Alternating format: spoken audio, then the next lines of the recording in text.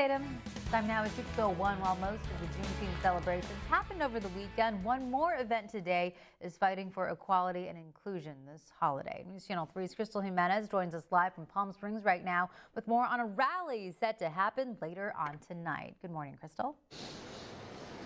Good morning, Angela. I'm at Francis Stevens Park right now at 6 p.m. This park is going to be filled with more people because of that rally. The rally is being held by Section 14 Survivors and Descendants. And as you mentioned, they're rallying for equality and inclusion.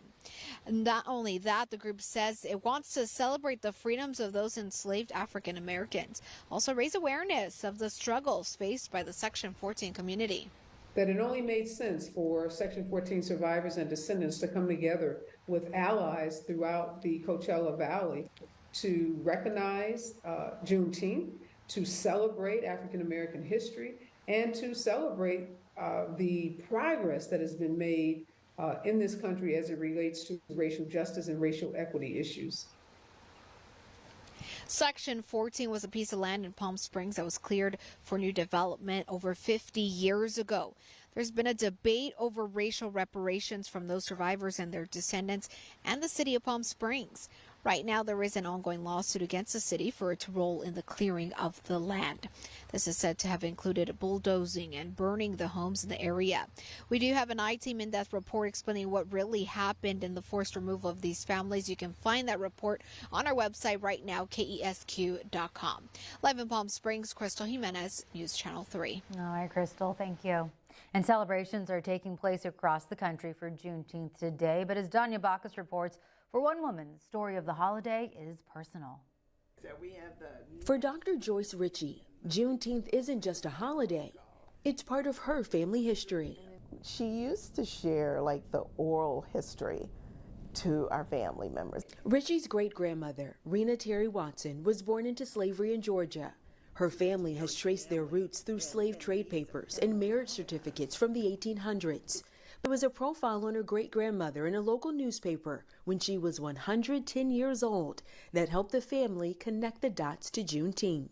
Her master did not tell his slaves they were free until the Yankees came and made him tell them, she said.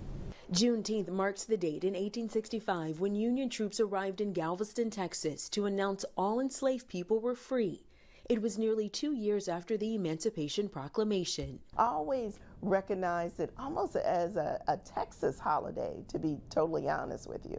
And so just to read that history, and I can't tell you how excited I was to see it. I immediately wanted to share it, especially with our, younger generation. And share it, they have.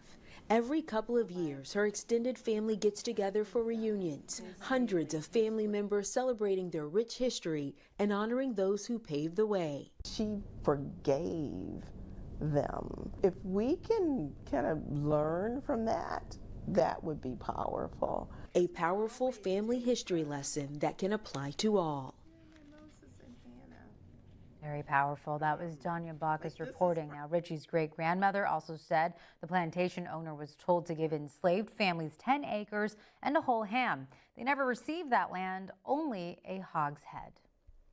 Well, in commemoration of Juneteenth, the city of Palm Springs has closed City Hall today. Other closures to look out for: all non-essential federal offices like courts and banks, also Wall Street and the Postal Service. 2 years ago, President Biden declared June 19th to be a federal holiday.